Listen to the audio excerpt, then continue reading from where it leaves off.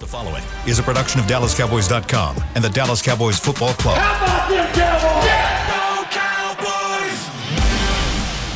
This is the DallasCowboys.com Draft Show. Your war room for insider news and draft analysis from deep within the confines of Cowboys headquarters at the Star in Frisco. The Dallas Cowboys select Michael Parsons! Woo! And now, your hosts, Brian Broaddus, Jeff Kavanaugh, Kyle Yeomans, and David Hellman.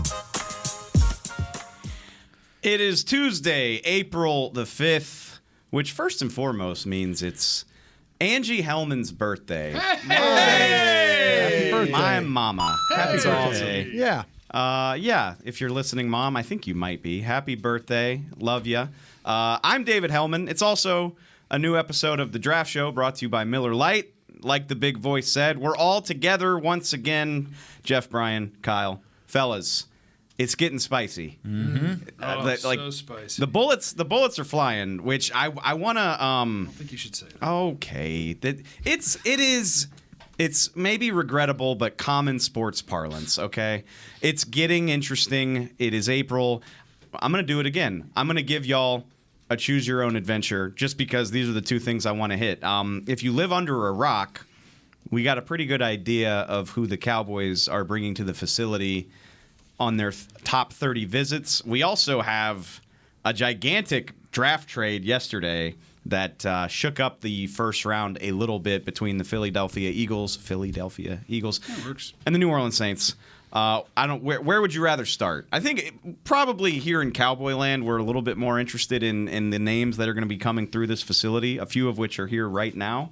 You're influencing the jury right now? We go there? On which direction to go, which is kind of messed up after saying we could choose. Would you rather start with the trade? No, I think you made a great point. We're Yeah, on Cowboys. you're right. I talked it I don't through- know what the Saints are doing, though. I talked it through myself, and I was like, no, let's start with the visits. I think the Saints are going to trade again.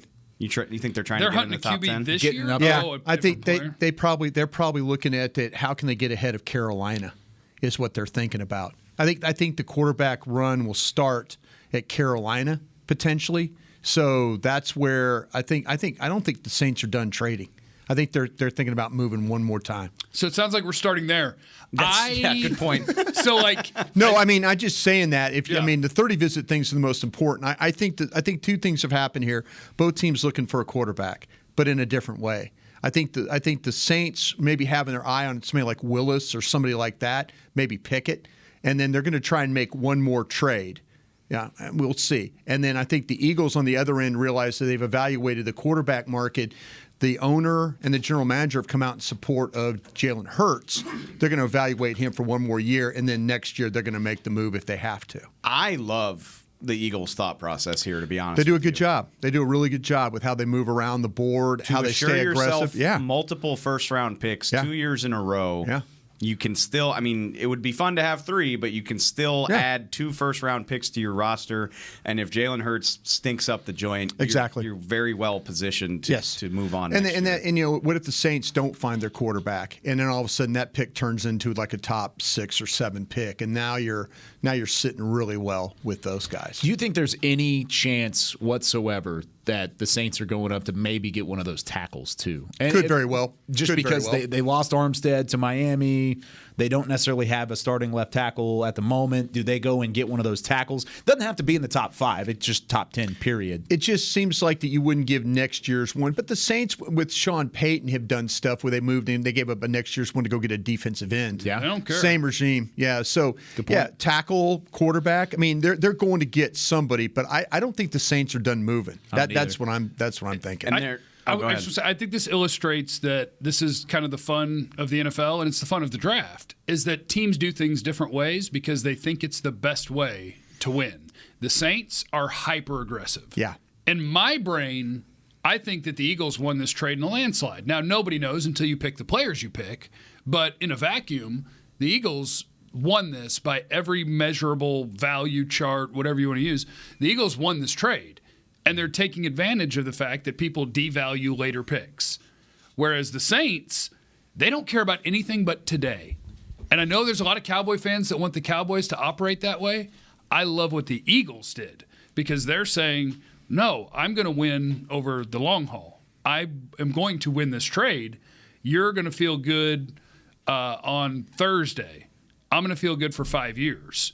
And like I think Cowboy fans have that battle happening right now, where a lot of people are like, I want it now, I want it now, I want it now. And I'm one of the weirdos who's like, no, just build. Always just build. I think you can do both, though. And Sure. I mean, the counter to that is the Saints are going to feel great if this turns into the next Patrick Mahomes. Obviously, Sure. That's easier said than done. Which, okay, it's a wonderful point that they did this for Marcus Davenport 4 or 5 years ago. Yeah. Whatever draft that was. I think it was That 18. didn't work out. Yeah. No, I mean, he hasn't been terrible, but he certainly hasn't been worth He hasn't that. been worth that move at all. It's weird to be the team that is trading up, like the Saints are trading up. It's weird to be the team that's trading up without knowing who's going to be available. Yes. Like to me, that's. But I'm going to call it bad process, but you can have a feel or have called other teams to think that you're going to be able to move That's again. why I think they're moving again. to Brian's But you don't point, know. There's precedent for this. The Eagles did it for Carson Wentz. Like Yeah. they were originally 15 or 16. Yeah. They jumped up to 9 or 10, and then they used that capital to jump all But the you way can't up to 2. know. Like maybe your quarterback goes 6th. And you're like, well, we're going to get him when he gets down to, and then on draft day he doesn't. You go, whoops. Well, maybe that's why they're trying They to could do load another up. trade before draft day. Like they don't have to wait until Yeah. the clock starts. Yeah. But they know the Panthers are probably going to be that first team. Brian said it a moment ago, that's looking at a quarterback. So if they wanted to have an idea of where the quarterback would go, you would need to jump into the top 5. Yeah. In order to be ensured that they're Right. getting their guy. Is it shocking to you at all that with all the dirt we've thrown on this quarterback class that, and we don't know for sure that's what they're doing, but Sure. it's at least conceivable that that's what the Saints are doing. Is that shocking to you at all that somebody would move heaven and earth for one of these quarterbacks? I think there's a couple of ways I look at it. I really do. Matt Corral would be my number one guy on the board. But I think there's a group of guys out there and gals that really like what Willis at Liberty could do. Mm-hmm. I think that he kind of looks like a guy that could be what we've seen quarterbacks nowadays. The guy that's mobile, the mobility's outstanding, the arm strength's outstanding. You know, the way that there's touch he has on the ball, there's accuracy there. He's a little bit of a shorter guy, but we've seen the shorter quarterbacks have some success. So, yeah, I mean, it's not – I don't think it's the surefire thing. There's some teams that are very confident that they can evaluate quarterbacks, you know, and that, the Saints are a team that have won games with bad quarterbacks, you know. So, I mean, maybe they feel like that they have a guy in mind. It might not be Willis. It might be Pickett. You know, it might be – I mean, who knows how they see this thing. You know, we were all kind of talking about Matt Jones last year.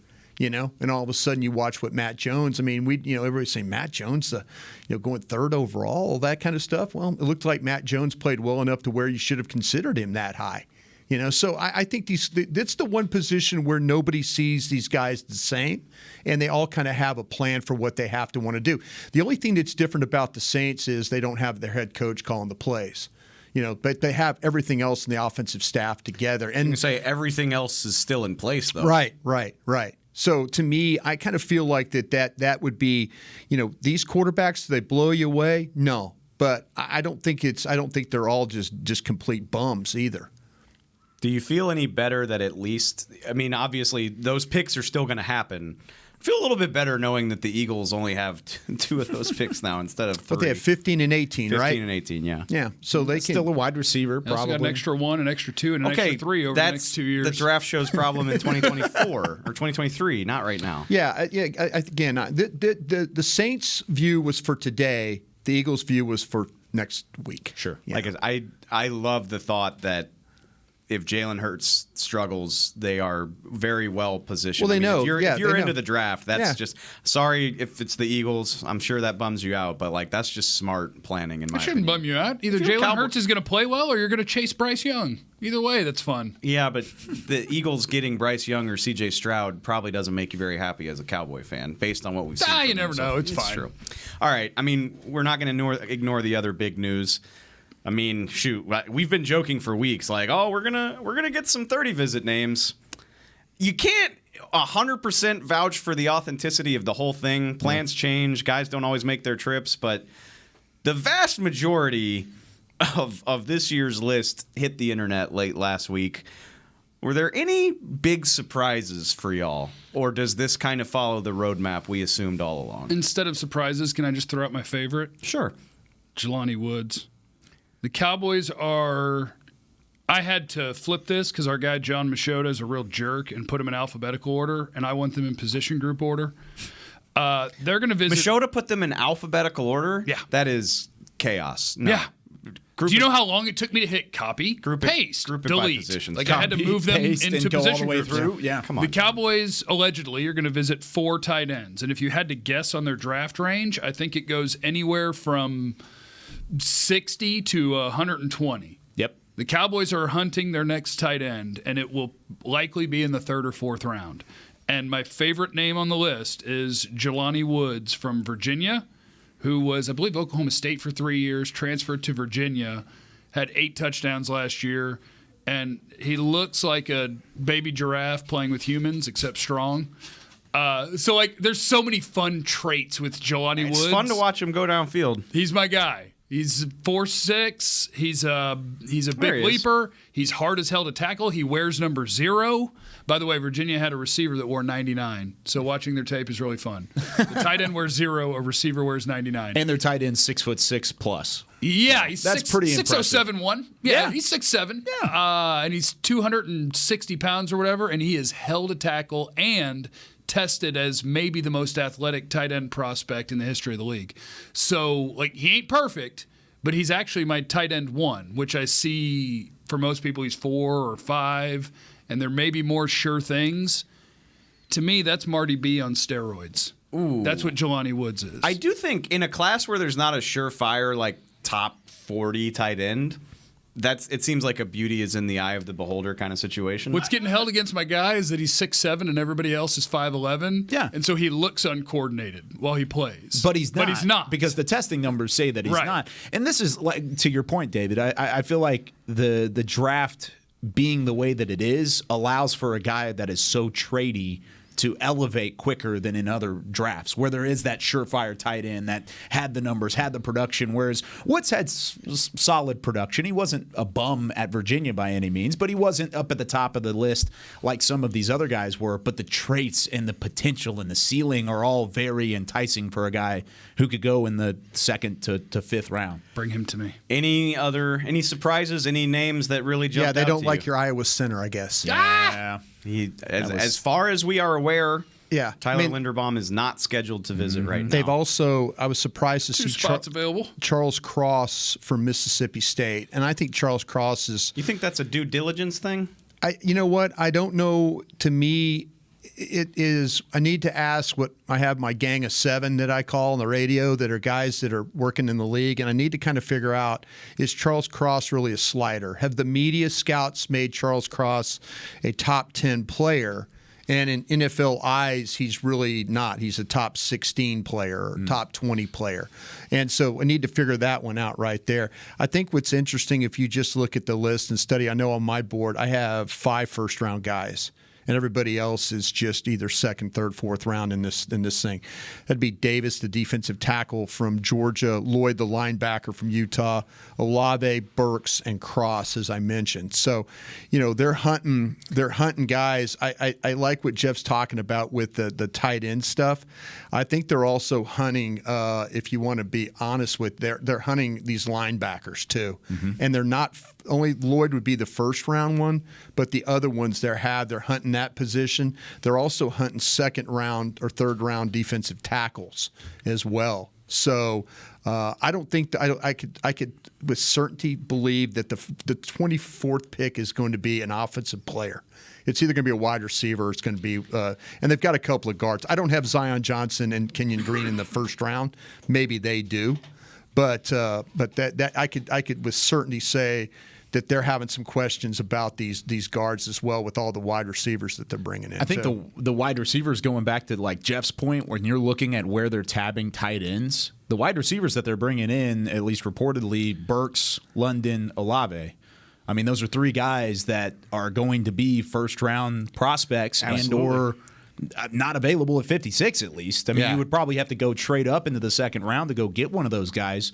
So do they feel like that's a bigger need than we're anticipating? I know we've talked about these guys a lot but maybe it's more realistic than we initially thought to have a first-round wide receiver. It's got to be music to Jeff's ears. Just that they clearly, and it's music to my ears. I don't even have to. I was about to say, I don't have to speak you're for just Jeff. on that train, too. Well, they can't be satisfied with what they've done. If they are, they're setting themselves up for a bad time. And Very much so. At the same time, and though it is a national storyline that they're looking at receivers. Ian Rappaport reported yesterday that Burks is visiting this week. Chris Olave, I believe, according to Adam Schefter, is supposed to be here today. Yeah, I'm going to go look. And then on top of that, over the weekend, it comes out that they at least called about Devontae Parker, the Dolphins receiver who was just traded to New England. No idea what they pitched. I can imagine them trying to get him for one of those fifth-round picks. Sure. But they were what they got for Amari. Yep. Yeah, right. They were interested enough to call. Yeah. And so that leads me to believe that they are not satisfied that James Washington is enough to be a presumed top 3. Well, I think also too when you start to talk, and I was mentioning about no Tyler Lindenbaum, and that 30 visits doesn't mean that they're completely going to draft guys, but it also means that they probably feel pretty good about Biadasz and Farniak. That kind of maybe will tell you now they're bringing in, we've talked about, with Cam Jurgens in Nebraska. Mm-hmm. He's a little bit probably a guy that's very similar to, what you have with Linderbaum with a little bit of a lighter guy. Don't think he's as good of an athlete or as good as a player when you get him in space, but maybe they're thinking like that. That they'll look at that a little bit later than maybe say at 24. We're gonna get into this in Twitter on the 20, but I struggle with this because I agree. I mean, you can't read too much into these names because, like last year's a great example. Parsons was a guy that they had looked at and they were tied to after they got wiped out at cornerback. But after that, they went down. Like everything after that were guys that they had not really been. Well, we didn't have the 30 visit deal last year. I know it was absolutely the quote unquote 30 visits. It was all that Zoom stuff. I get that, but the point I was going to, it's normal to see them go away from the list the further you get into the draft. Yeah, the first round results speak for themselves. Yeah, like Morris Claiborne, which was before Will McClay's time running the draft. And CD, which again, that was a COVID year where you didn't get to have visitors. Right. Everybody I think DeMarcus else, Ware was when we didn't bring in 2005. If you want to go back into ancient history, no offense. But I think they even talked to CD in 2020, like virtually. I think they did, but like you just there's not a limit on how many guys you could talk to, that sort of thing, and it's easier to hide. The only two last year were Parsons and then I believe Quentin Bohanna. I think those were the only two guys that they had even had a virtual meeting with. So that shows that they kind of meandered Bohannon along. was a guy that McCarthy and Dan Quinn and Will were all at the workout because they were there for Joseph. So they saw that with their own eyes. But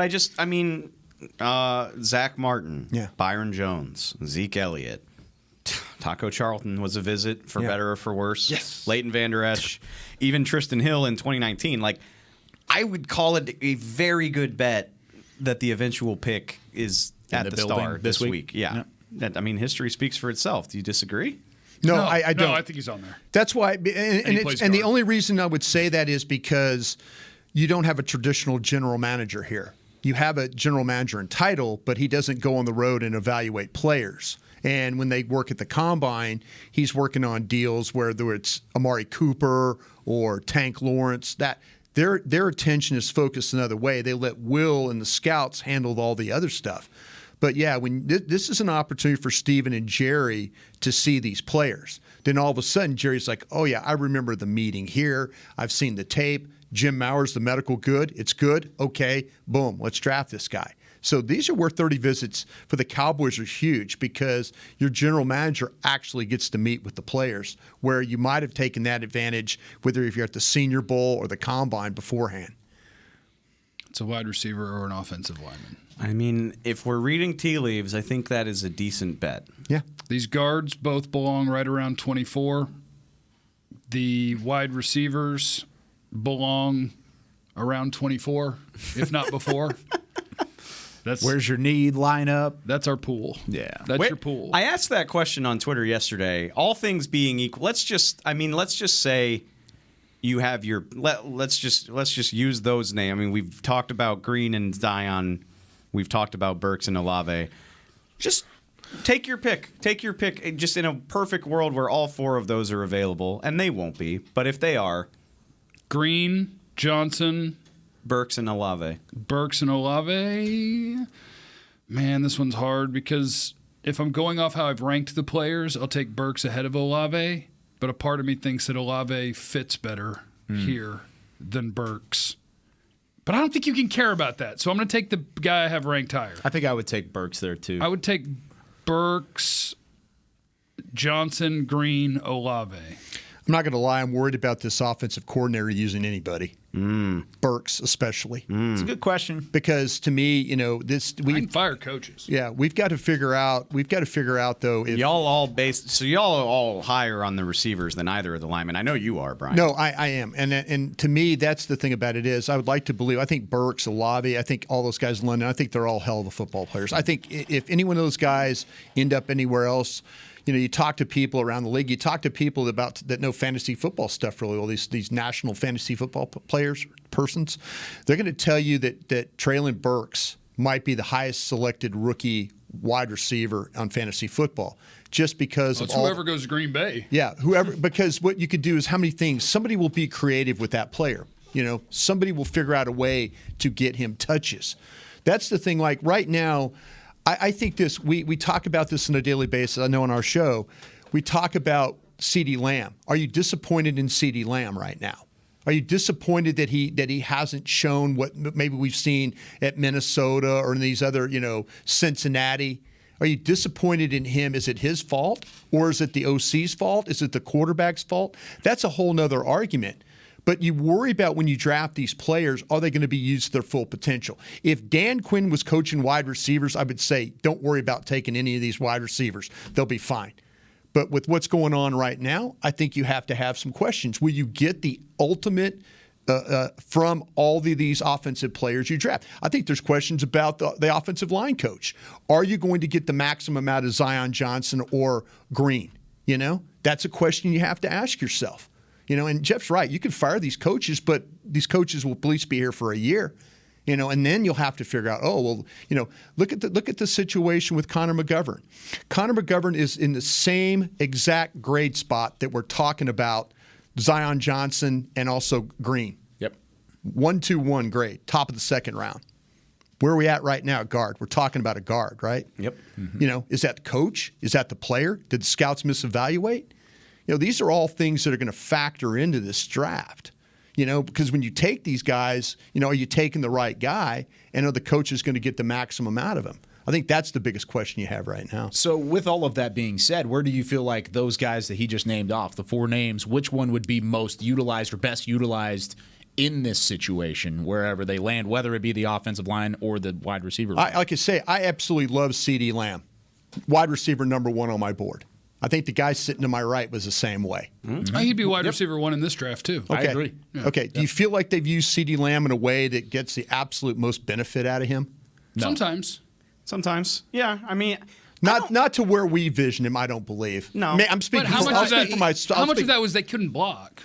The second half of the year, no receiver was going to put up big numbers because you were against 2 high shells and you just weren't going to get it. I'm not disappointed in the way CD's been used. I'm not really. No. His numbers just haven't been Justin. I see what you're saying. You're saying the guy goes to Minnesota, and I mean, we all felt Jamar Chase. Did anybody have Jefferson over CeeDee Lamb? No. Okay. But if you're going to hold him to the standard of the best stats in the league, I'm holding him Jefferson over the last 2 years probably leads the league in yards. I'm holding him to the standard of I think that we can get more out of the player. Agreed. That's what I'm saying. That's what they're saying across the room too, though. See, that's what I'm saying. If we're evaluating the player and we feel like that we should get more out of him, and we're not, then that's where the questions. I mean, again, I'm not saying we shouldn't draft. But I was kind of starting to feel like that's what you were saying. No, I'm kind of feeling like, no, you're going to have to draft. Because this team does that. That's what they do. I was about to be like, Brian, they got to pick a guy and then he's got to play. No, absolutely. Absolutely. But you might not. It's funny. You almost have to get the absolute right guy for that to work, because maybe you don't get the absolute best out of these guys. It's hard to say which one of these guys would you take when you have questions about the guy coaching them. Are they absolutely getting the best? Okay. And if you told me they were taking a defensive player at 24, I would feel a lot better about that than an offensive player. All right, so just skip all of that. You can't fix that. So which player do you feel the best about, knowing all of that, with all of the concerns you just laid out? Burks. Okay. Burks. because he's my highest rated player. So, Out of the much four. like CeeDee Lamb was my highest rated player, at wide receiver. BPA. Yeah. And now you're really upset about the 1,100 yards and leading the team in touchdowns. I'm upset because I think they could do more. I'm upset because I think what's the guy get at Minnesota? How does the guy at Minnesota play? Do you feel like the guy at Minnesota is a better player right now than CeeDee Lamb? Yes. Do you feel like Probably. Do you feel like the guy at Cincinnati is a better player than CeeDee Lamb? Probably. Yes. I think a lot of it has to do with the fact that he could be better than 1,100 yards. But if you're okay with that, that's fine. Block. I agree with Brian that I mean, you're the one that cheerleaded for CeeDee Lamb. Yeah. I mean, went out of your skull for CeeDee Lamb. Yeah. And you're okay with 1,100 yards right now? I'm okay with being realistic. Like, we interviewed Amari Cooper every week, and we talked to CeeDee Lamb. And that's both another of them thing, said they- the same thing. yeah. When you're facing two high shells and a four-man rush that's getting home, if you're looking for a receiver to go to for 1,500 yards, that's your fault. No, It ain't happening. It's Ever. it's the fault. It's the fault of scheming him in a way that you cannot. That say that they'll play too high shell. Scheme up to beat 7 in coverage with a four-man rush getting home. Okay. I would love to see the scheme. So you're going to draft an offensive guard. You're just going to go ahead and draft the guard then, right? No, I'm going to draft the best player. Can we also Who's the look best at, player then? And that Who is the scenario, best player? I said Burks in that scenario. But I answered okay. So you're not. leaves You're, you with work to do a guard. yeah, you're talking So you about. do it. You just argued with me about blocking. Yeah. Okay. We But went. The you're idea gonna that take- you but you- need 5 but you're first-round picks on the O-line I'm to not block saying you do. is silly. I don't have none of these guards are first rounds on my board. Cincinnati's the one exception to all of this, and the fact that they do have Jamar Chase, who went for 1,500 yards as a rookie, Against with a team that doesn't block. with the team that doesn't have anybody up front. But I get what you're saying in the fact that you need some sort of middle ground, and Cincinnati didn't have that. Since he Dallas also didn't have wasn't that played either. the way Dallas was played defensively. Agreed. Because they do give the ball to Joe Mixon. Teams are honoring both The run. against them. Yep. Against Dallas, they didn't. So block. Makes me think I would rather have a guard at 24. I don't know. It's a bad process. This is the, It this is a is bad the war process. room. Yeah. if I process. can't find a starting guard in the second round, I got issues. All right. They tried to, and they drafted him in the third. They had a 1-2-1 Had him grade at on the guy. 90. I can turn this into a segue like I like to do. We have questions about this because my God, we're way over anyway. So we'll take this break and be right back. At Smoothie King, we are blending goodness to fuel your greatness. Every blend is crafted to help you achieve your health and fitness goals. Smoothie King uses only whole fruits and organic veggies. You'll never find sugary syrups or artificial flavors, colors, or preservatives. And unlike some other smoothie places, there are 0 grams of added sugar in many of our blends. Smoothie King is proud to be the official smoothie of the Dallas Cowboys. Place your order in the app or online for pickup or delivery. Smoothie King, rule the day. What do you call a group of grown men and women with their faces painted silver and blue who get together every week to share a 3-hour-long ritual of jumping, singing, and toasting Miller Lite in 10-gallon hats while yelling, "How about them Cowboys?" You call it Miller Time in Dallas. Here's to the Cowboys. Here's to the original light beer. It's Miller Time. Celebrate responsibly. 2021 Miller Brewing Company, Fort Worth, Texas.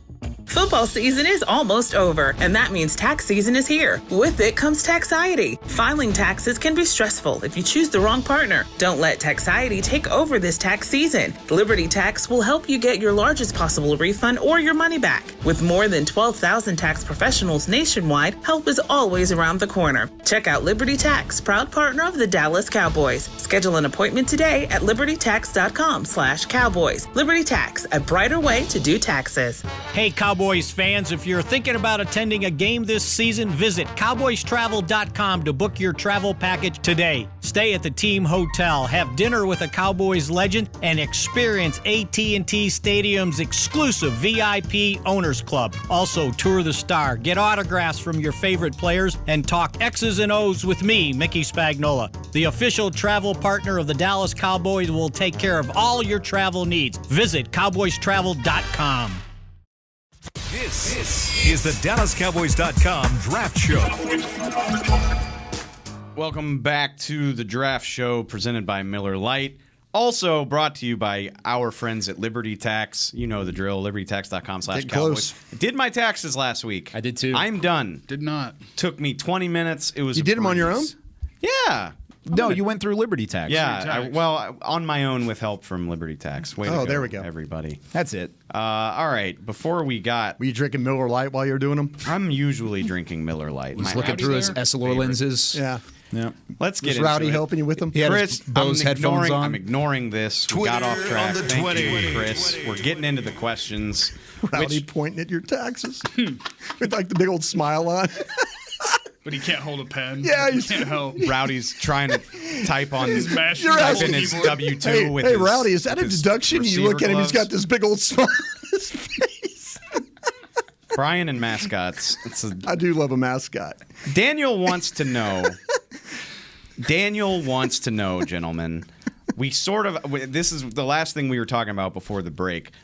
This visit list, if we can trust it, Yeah. it's very heavy on the day one guards and receivers. It is. It's awfully light as far as day two types of guys.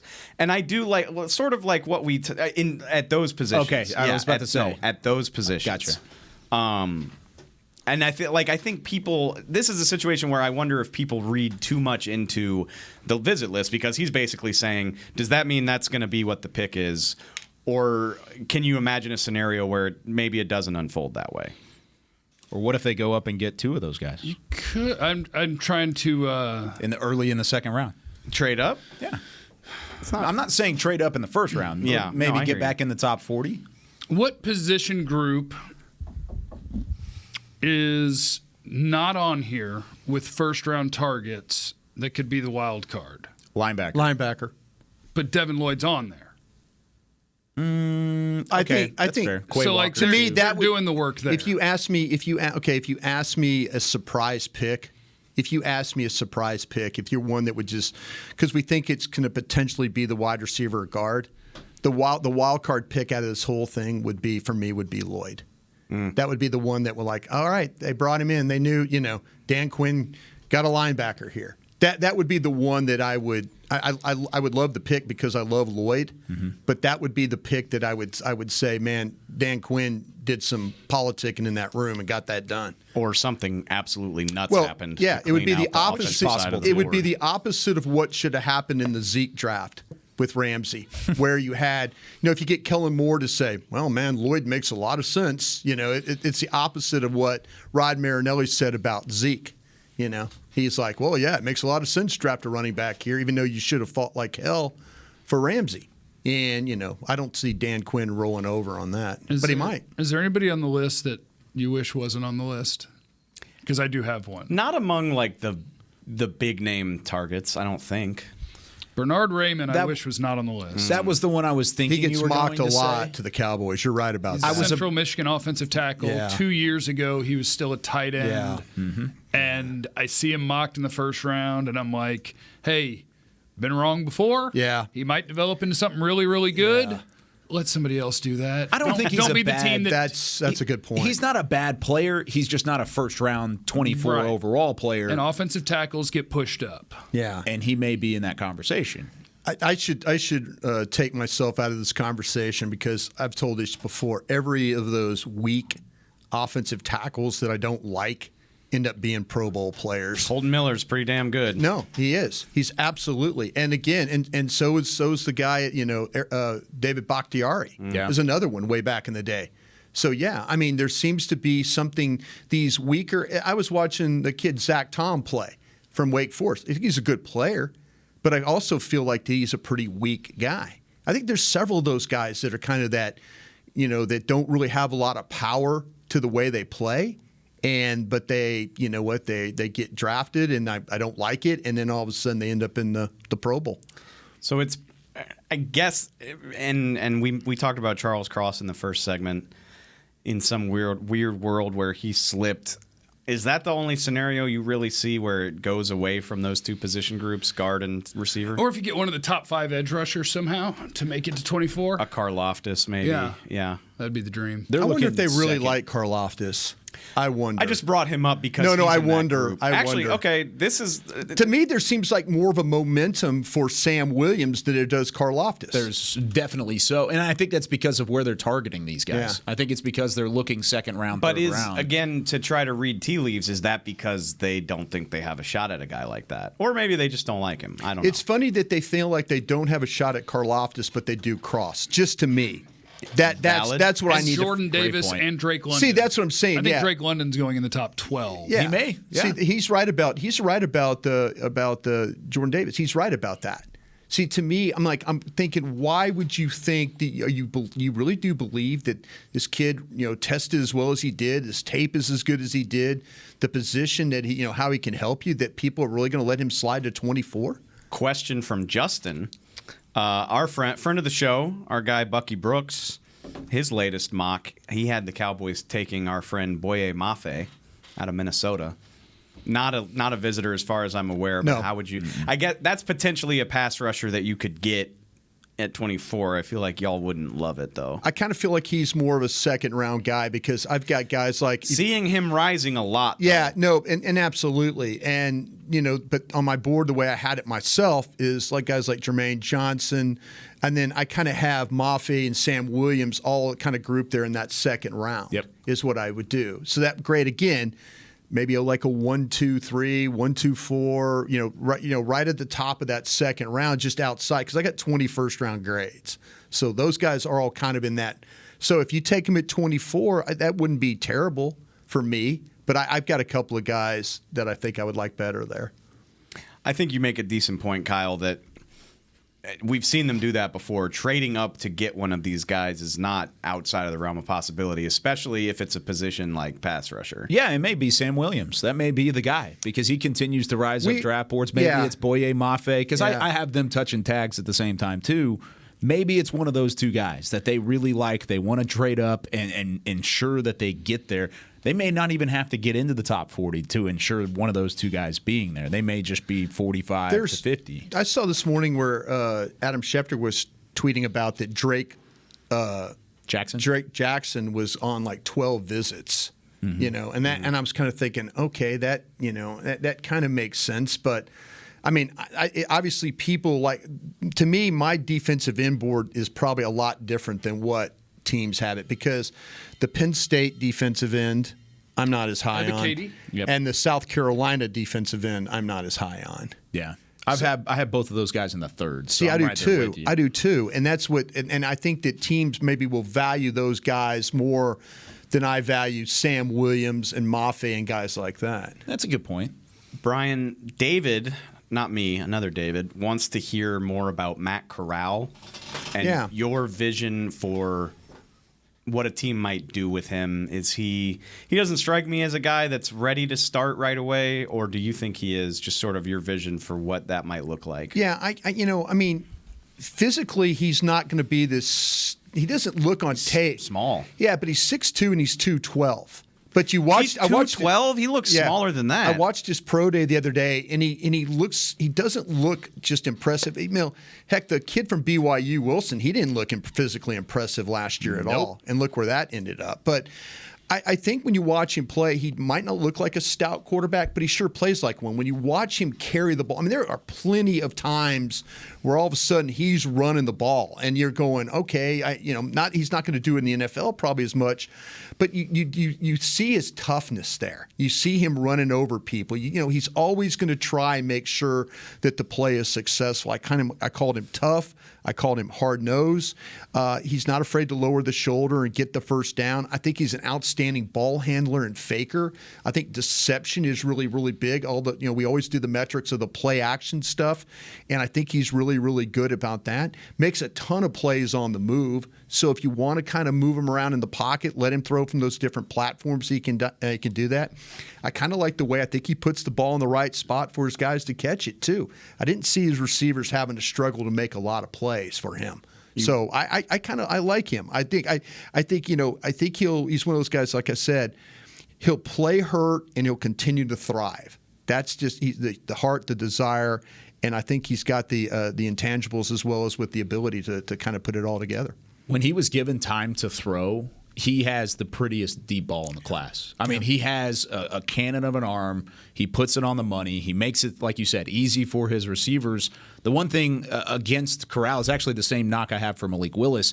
He's a little quick to use his legs. He's got that time clock, and it was a little bit shorter. Now, his offensive line wasn't necessarily fantastic in front of him either. Same thing for Malik Willis at Liberty, but he was very quick at just bailing and trying to get outside, which is a good thing at times. Yeah. But in the NFL, he'll have hopefully more time to throw, and he should be, I think, a starter within the first 2 years of his career. He's a good player. One last one for Jeff. I mean, maybe it can be for all of y'all, but he came for Jeff's neck. So Sky Moore? I haven't heard that name yet. No, so I was waiting. You have now. No, John just says in such a deep draft, if we talk about like the quality after the top 10, why has Captain Trade Down gone so silent?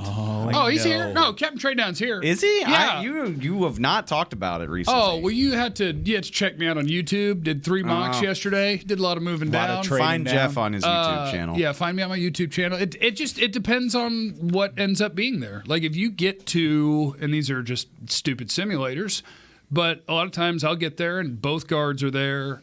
One of the receivers is there. I'm trying to think what else is there, but I'll get to the point where it's like, oh crap, if Kansas City wants to come up and I can drop 5 spots and I've got 3 or 4 guys left that I really like, let's go. But if you get to a spot where Kenyon Green is gone, the top 5 wide receivers are gone, and it's basically, hey, here's Zion Johnson and or Tyler Linderbaum, if they would be interested, or you could move back and see what happens, then I think you can't do that. It's just a matter of how many, quote, targets do you have left when you get to 24 and how comfortable are you with it? It's how cute you want to be. That's really what I love being cute. Trading down is in itself a cute thing to do. No, it is cute, but you got to by cute, you mean badass. but you got to make sure that you got to, and he's right about the level of players, though, because I asked him yesterday, I saw he did a simulator, and I said, who did Kansas City take at 24? They traded up. They came after Traylon Burks. They got Burks. And I'm thinking, okay, well, I wonder was it worth it to the Cowboys to make that trade if they lose a guy if they're hunting wide receivers? Does it make it, or are they comfortable with Olave there or somebody like that? That's kind of where I was. I got Sky Moore at 50 in that one. I wouldn't worry about it. Yeah, I saw Worked that out one. well. Worked out great.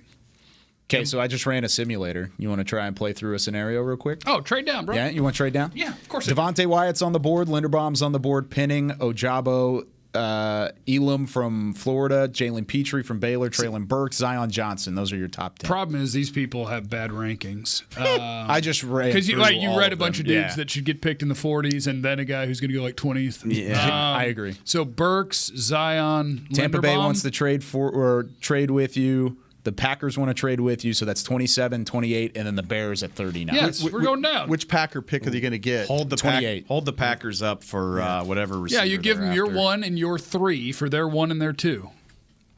And if they're willing to do it, you hit execute, and then we dominate this draft. You kidding me? Trade not accepted. Okay, well then hang up on them and tell them to F off. And then pick your player. Yeah, that's easy. Yeah.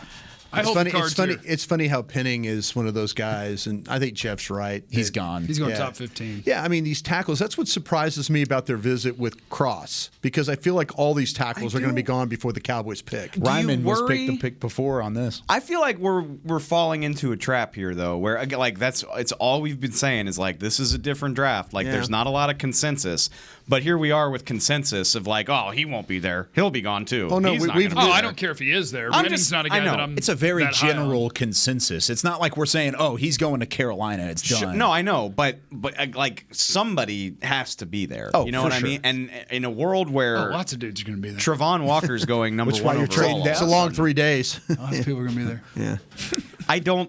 People must think that Kayvon Thibodeau hates football. I just want to throw that out there. I'm going to do it every week because the Trayvon Walker over Kayvon Thibodeau stuff on tape is crack. Yeah. I like Walker a lot, but there's no way. I wonder if Thibodeau must hate football. They're like, look, he doesn't care. I wonder what that momentum is really all about. I like Walker, and it's so funny when we first started this journey. Every mock draft had Walker, and if it's saying what you want to say about the mock drafts, but every name was Walker at 24. Yeah, man, and now he's gone from 24 to 16 to being the first overall guy in some boards. And I understand people having to make mock drafts up. You got to mix it up. You can't do the same thing. You can't every do time. the same thing every time, or you're not going to be a mock drafter for long, and you're not going to have a gig. Yeah, your last one is your most important one. But I mean, it's so funny that this guy's gone from 24 to 16 to being in the top 2. I'm trying to keep my mind open because I at any rate I hope that the first round is as surprising as I think it'll be. You know what? If I would make for some fun radio. Bring me Thibodeau. If I was the Giants, sure. If I was the Giants at 5 and at 7, why would you not just take the 2 best offensive tackles?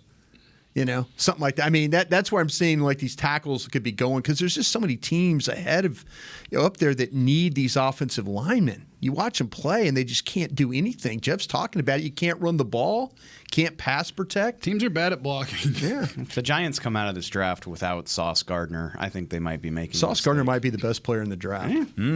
All right, we're running short. I teased the return of Tell Me More, so I want to give us time to get to that. We're going to dive into some later round prospects when we get back from our final break. Stay with us.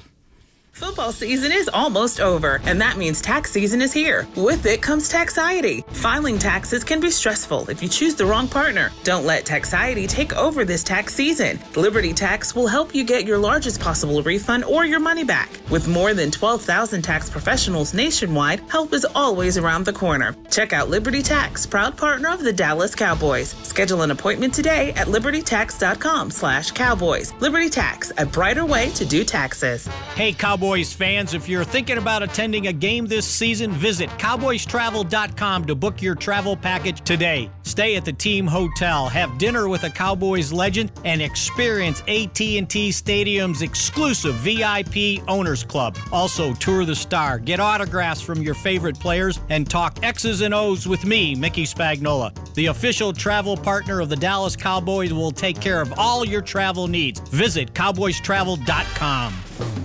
What do you call a group of grown men and women with their faces painted silver and blue who get together every week to share a 3-hour-long ritual of jumping, sinking, and toasting Miller Lite in 10-gallon hats while yelling, "How about them Cowboys?" You call it Miller Time in Dallas. Here's to the Cowboys. Here's to the original light beer. It's Miller Time. Celebrate responsibly. 2021 Miller Brewing Company, Fort Worth, Texas. This is Chad Hennings, former cowboy and proud veteran of the United States Air Force. When my fellow military veterans choose VA, they receive life-changing benefits from the Department of Veterans Affairs. If you are a veteran, you may be eligible for healthcare, education, and training benefits, a home loan guarantee, housing assistance, and more. Choose VA for the benefits you've earned. Visit choose.va.gov to learn more. That's choose.va.gov. This is the DallasCowboys.com Draft Show. Welcome back to the final segment of the Draft Show. Registration is now open for the Dallas Cowboys Youth Football Dance Academy and Little Miss camps. Save $25 with early bird pricing when you register by May 9th. Camps are available at AT&T Stadium and Ford Center at the Star in Frisco. Visit DallasCowboys.com/academy to secure your spot today. Hey guys, welcome back. Good read. Thank you. Great job. Solid. I wasn't sure where it was going, to be honest with you. Take a glance at it before you come back. Nah. General feel for the words. Way too easy. It's time for Tell Me More, guys. People have been asking about this for months, really. I wanted to wait, A, to give y'all as much time as possible to watch players, and B, we would have a better idea of who we might want to learn about. And without getting into the nitty-gritty, I think all 5 of these guys have some sort of tie to the Cowboys that we have heard in one form or another. So we'll start things off. Tell me more about SMU tight end Grant Calcaterra. Brian, you want to start or you want me to start? You can start. Well, I'm a nice, positive man. So Grant Remember what we talked Calcaterra about. is a former Boomer Sooner He is. Sure is. that I probably would not draft because of a combination of things. Number one, he retired from football during his third season at OU after a series of concussions. Mm-hmm. So you're going to have health stuff you're going to have to work through. And on tape, Calcaterra is interesting because I think he's a solid receiver. Like he's a pretty good receiving tight end, but he's a pretty good receiving tight end that I don't think can get open against man coverage. Yeah. And he's not a good blocker. That's true. So I've got health concerns, blocking concerns, man coverage concerns. But just as far as running your standard tight end routes, catch the ball okay after catch, like he's not a bad player. I just think I have enough questions that I would find other tight ends to pick. Yeah, I mean, this guy doesn't play as a true inline Y. You don't see him. He's always detached. He's always in the slot. He runs routes where they have to use crossers. He's a crosser. They pick. They try and get him open. I mean, straight line, pretty good speed. Yeah, that's the thing about it is, though, there's nothing after the catch with this guy. Nope. There's nothing. I mean, you throw him the ball, it's like he has a chance to score a couple of times in games I'm watching, and like he gets yanked down. And I mean, no power to get into the end zone or drag anybody. Some of these other tight ends you've seen, the ones that we've mentioned, they have power. They're able to finish. They're able to score. They're able to get more yards. I think this guy at 6'4", 241 pounds, I think he's just too light to play. But again, you talk about the medical history and stuff like that. That's something I'm not interested in myself. No pun intended with it, of course, being SMU. But he's kind of a one-trick pony. I mean, that's. But it's the way that he, like you said, he has the front line speed or the straight line speed rather, 4.57 at the combine. He can run and he can catch. That's about it. He's run across the field and catch it. Yeah, that's what he does. He's not a great route runner. He's not super versatile, but his production wasn't even great either. He had two other guys he was sharing the field with Reggie Roberson Jr. that's in the draft class as well. I will Daniel say Gray. The other tight end that came in sometimes that wears 86 is way worse. I was about to say, what is going on? Like maybe I was intrigued for a sec. No, I thought you were going to 86 be can't nice run. here. No. Okay. This is not like the Georgia defensive tackle. No, that yeah, shows where you're up. like, oh my gosh, this guy's look at this better. dude. No. Because sometimes he would come off the ball and I'd be like, man, he's running even slower than usual. And I was like, oh, it's 86. All It's right. not 88. They have to detach him so he can run, I think. Let's hope for some better luck with this Bring one. it on, baby. He was a Senior Bowl guy. Tell I will me- say that. Fastest more. tight end at the Senior Bowl on GPS. Boom. Wonderful. Yeah. Tell me more about Cam Jurgens, the center out of Nebraska. I'm going to have to blimp cam him. I don't have Nebraska film, Brian. Cam Jurgens, though, is I got invited to watch Cam Jurgens, so my Who apologies. invited you? Can't say that right now. Cam Jurgens. What a jerk. Yeah, sorry about that. He's an undersized center, and I think he tends to play that way. 6'3", he's 303. There's really nothing fluid or pretty about his game at all. Oh. I think he's kind of a rough and tumble blocker. Body control and balance is really kind of all over the place. I thought he was a better blocker when he can use angles as opposed to taking guys head up. He can stand his man, but there's snaps where you see power will give him trouble. I watched the Oklahoma game, the Minnesota game. I mean, there were some times he got ragdolled by our guy in that Oklahoma I was going to say, game. how'd he do against Perry on Yeah, Winfrey? that guy tore him up pretty good. And so the coaches will ask him to pull and get in space and lead. He's a little herky-jerky when it comes to that stuff. I do think he has a mean side to him because there are times when the guys were on the ground, he was kind of diving into him and things like that. So, but his doesn't always maintain that position. I think he really has to fight to stay engaged. But like his nasty size, but I think he does play small at times, and I'd have an issue with that. A lot of that comes from, like you said, playing small and being undersized. But I like the fight from him because he doesn't necessarily give up. He likes to get to the second level. He's not going to be that pure anchor, but he's somebody that could maybe develop into a good depth piece in terms of an offensive lineman and a center.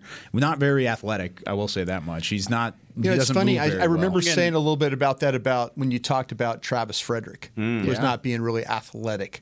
But Travis did a great. But you could see Travis though on the move and stuff like that. Staying with his guy. This guy, like I say, I just kind of feel like that I'm getting a guy. But it's so funny when you watch a guy like say, and Linderbaum's I think the best center in the draft. And when you watch him, he's just so smooth getting to his blocks and positioning. And this guy, it's like a work to have to stay in position, where these other guys just kind of him, Fortner, the guy from Kentucky, I really like. good position, handle big guys, don't get bullied.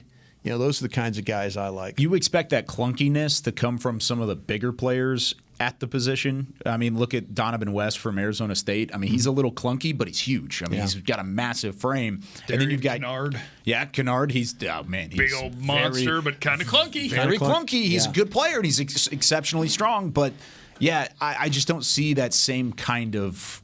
I see the same kind of clunkiness. I don't see the same kind of potential with Cam Jurgens. If they were good enough to go where those guys are going, we wouldn't just now be talking about them in April. I think he's a depth piece. I think he's How mean draftable. you guys are being to this guy. Oh, stop Such a sweet man. You're the one that just called out both SMU tight ends. Tell me, not just one. It's a fair point. Yeah. There was no reason to mention the other You just one. threw in the other guy. Thought you were about to say something not like His but this guy's pretty good. Actually, no, he's even worse. His family's listening. Tell me sorry. more about Verone McKinley, the Oregon safety. Okay, so this is one where, again, there's a reason it's this late before we talk about him.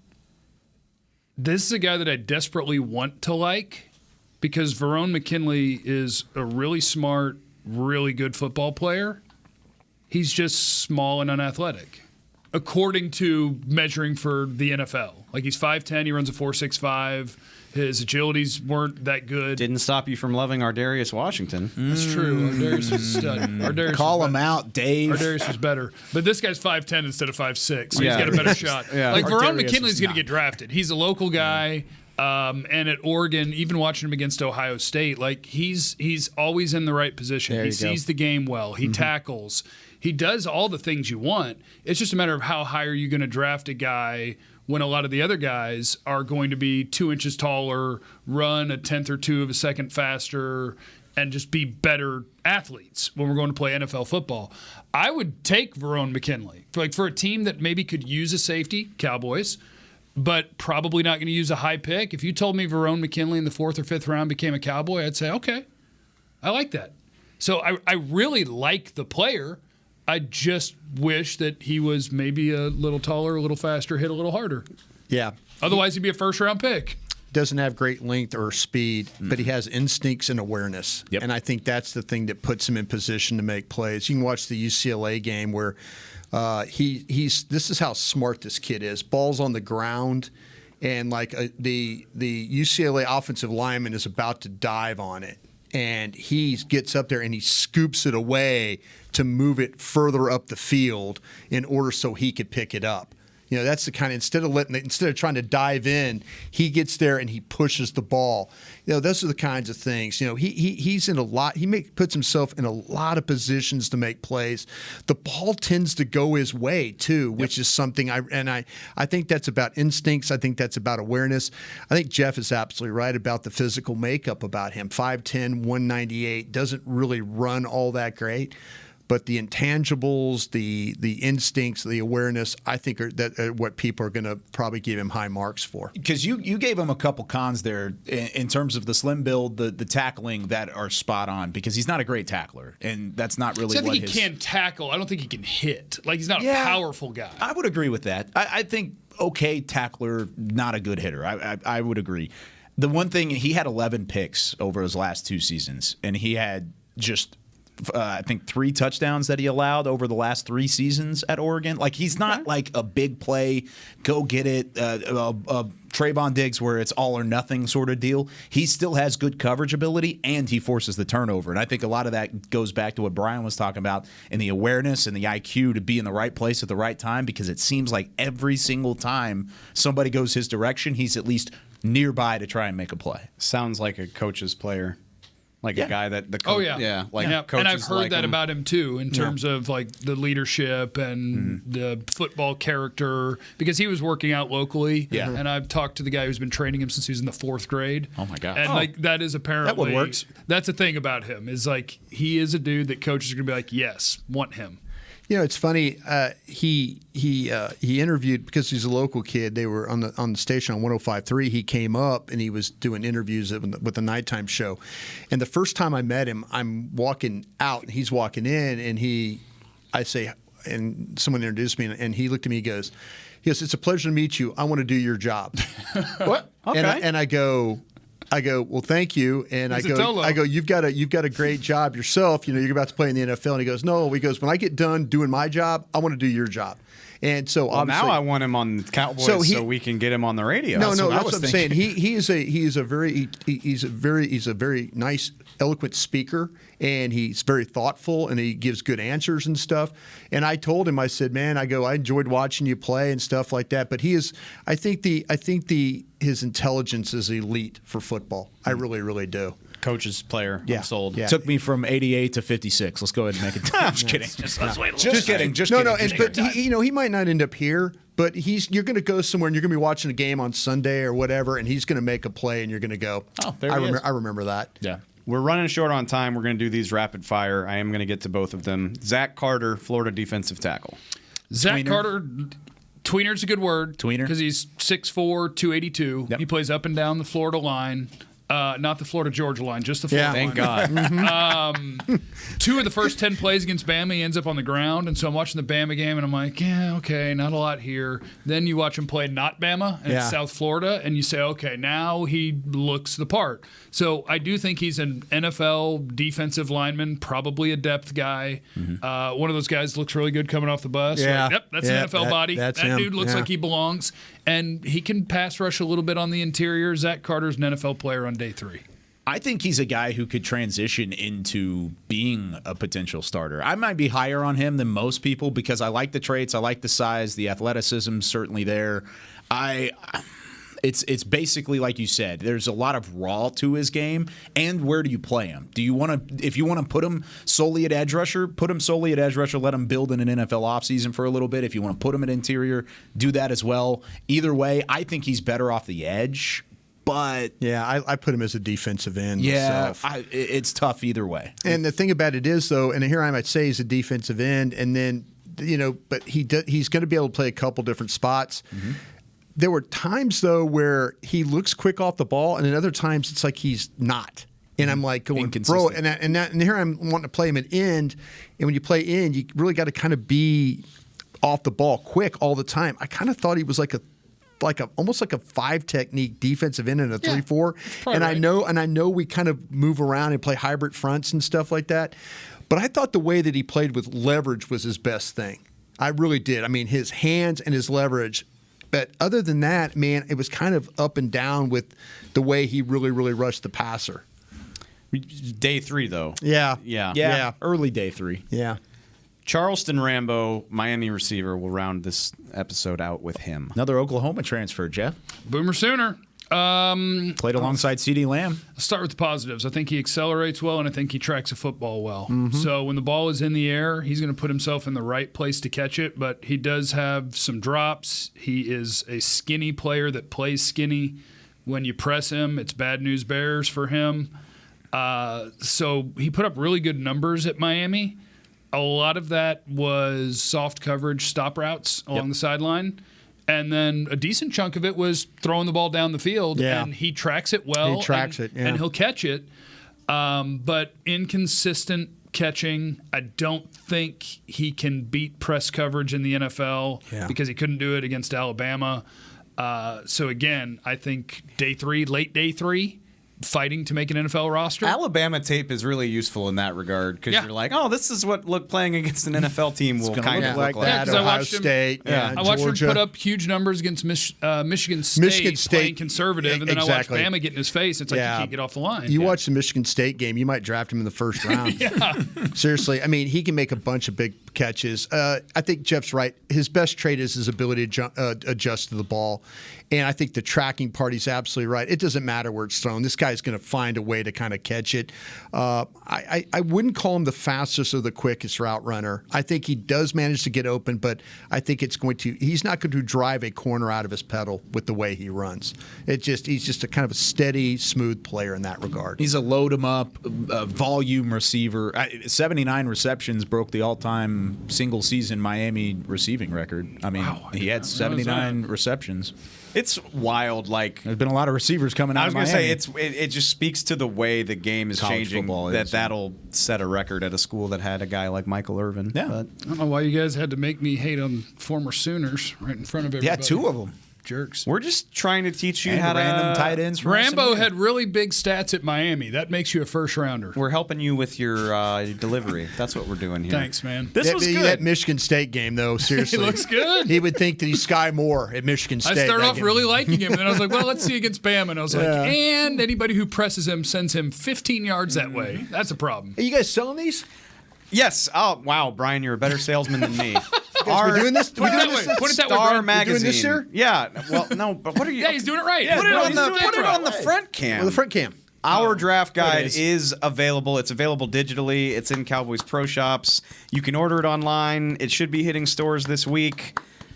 Kyle did a wonderful job doing updates on damn near everybody in this draft class. Tried to. Got a mock draft from me that is already laughably out of date. I'm sorry about that. Welcome to the world. Yeah, welcome to the world of the draft. We'll update it at some point. We will be back. We got plenty more. We're gonna do Tell Me More up until draft week. There you go. So we'll have plenty more opportunities to talk about guys. And look, I'm really confident some more wild stuff will have happened by Thursday. So thanks for listening for the draft show. For Jeff, Brian, Kyle, I'm Dave. We'll talk to y'all next time. This has been a production of DallasCowboys.com and the Dallas Cowboys Football Club. How about this, Cowboys? Yeah!